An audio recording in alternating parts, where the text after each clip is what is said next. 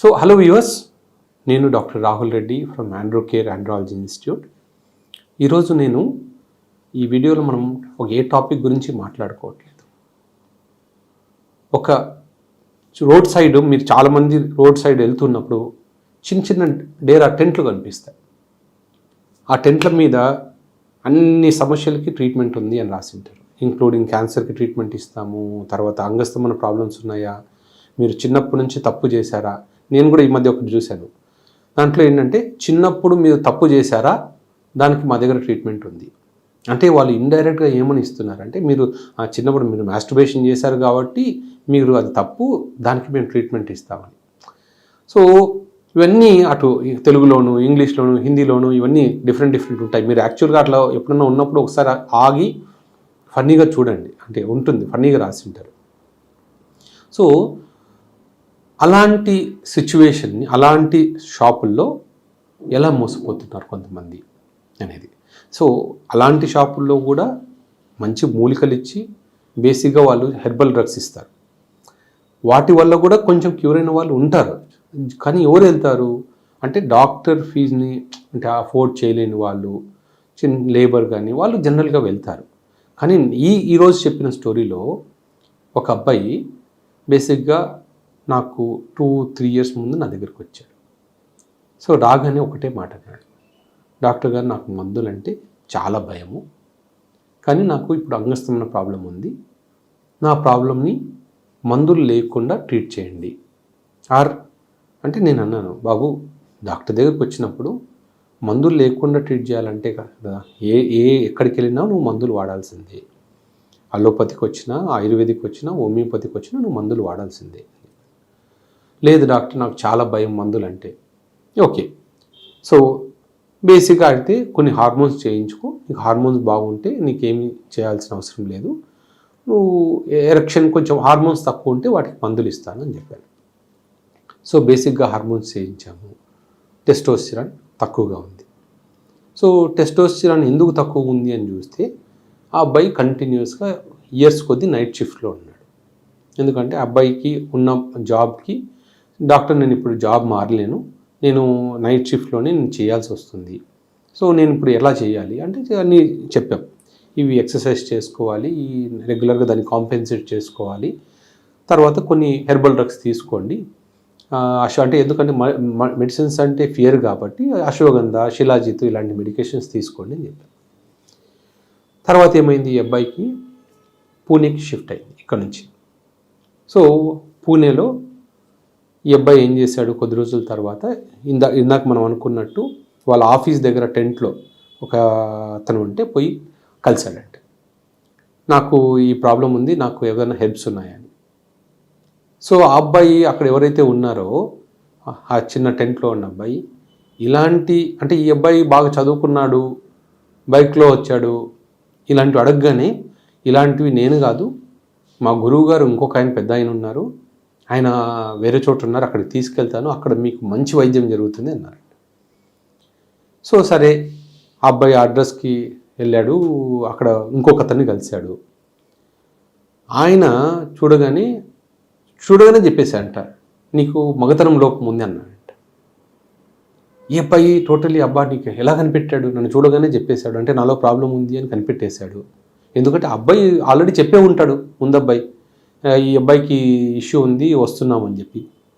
ఈ అబ్బాయి ఆ విషయం చెప్పగానే నీకు ఏదో ప్రాబ్లం ఉంది, అంగస్తమంలో ప్రాబ్లం ఉంది అని డైరెక్ట్గా చూడగానే ఈ అబ్బాయి అయిపోయాడు. తర్వాత ఇప్పుడు నీకు నార్మల్ మూలికలు పనిచేయవు, హిమాలయాస్ నుంచి స్పెషల్ మూలికలు తెప్పించాలి, అవే పనిచేస్తాయి, ఇవన్నీ లోకల్గా దొరికేవన్నీ వేస్ట్, మీకు ఈ హిమాలయ నుంచి మూలికలు తెప్పిస్తానన్నారంట. సో ఇవి సైడ్ ఎఫెక్ట్స్ ఉండవు, మేము పర్సనల్గా పండించి ఆ మూలికలు మేమే తీసుకొని వస్తాము అని. ఎంత అడిగారు, 55,000 అడిగారంట.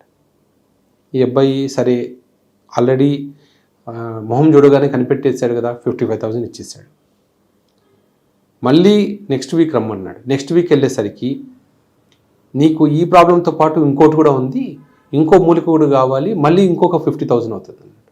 ఆల్మోస్ట్ అయిపోయింది, అంటే 1,05,000 ఇచ్చేసాడు. వాళ్ళు ఏదో అన్ని చేసేసి ఒక పొడి లాంటిది కలిపి ఇచ్చేశారు, రోజు పాలల్లో కలుపుకొని తాగని చెప్పి ఇచ్చాడు. సో 1 మంత్ అయింది, 2 మంత్స్ అయింది, ఇంప్రూవ్మెంట్ లేదు. మళ్ళీ హార్మోన్ చెక్ చేసుకుంటే హార్మోన్ తక్కువగానే ఉంది.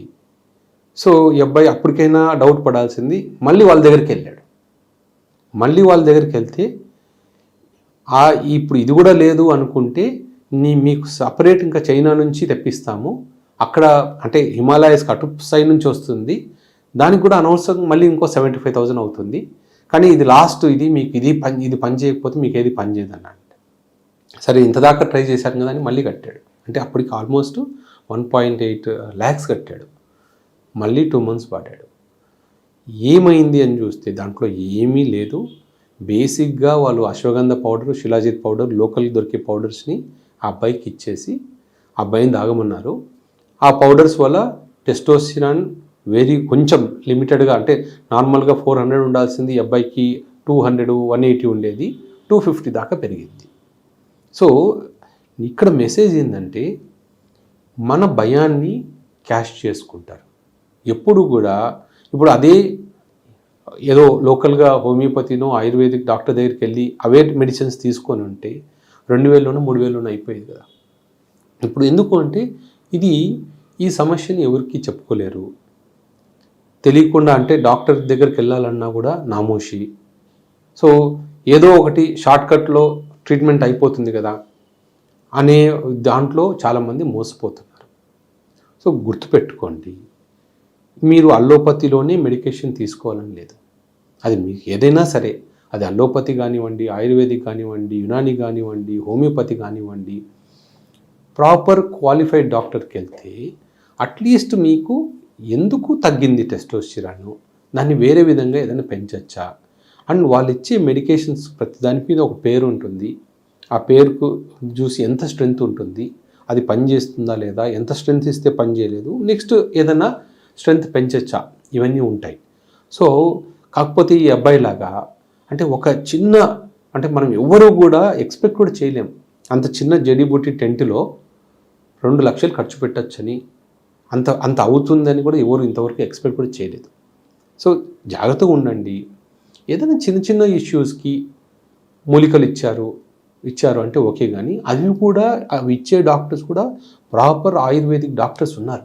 సపరేట్ ఒక కోర్స్ ఉంది, ఆయుర్వేదిక్ డాక్టర్స్ కోర్స్ ఉంది, హోమియోపతి డాక్టర్స్కి ఒక కోర్స్ ఉంది. వాళ్ళ డిగ్రీలు ఉన్నాయి, వాళ్ళు చదివిన వాళ్ళు కాబట్టి వాళ్ళని అడిగి ఏ మోతాదులో తీసుకుంటే పని చేస్తుందో చూసుకొని వాడండి.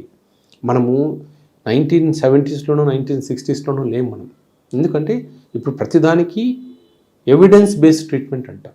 అంటే ఈ మందు పనిచేస్తుందా లేదా, దీని మీద రీసెర్చ్ జరిగిందా లేదా, ఎంతమందికి పనిచేసింది, ఎంతమందికి పని చేయట్లేదు, ఎలాంటి వాళ్ళకి పని చేసింది, ఎంత వాళ్ళకి పని చేయట్లేదు, ఇవన్నీ కూడా చూసుకొని ఇస్తారు.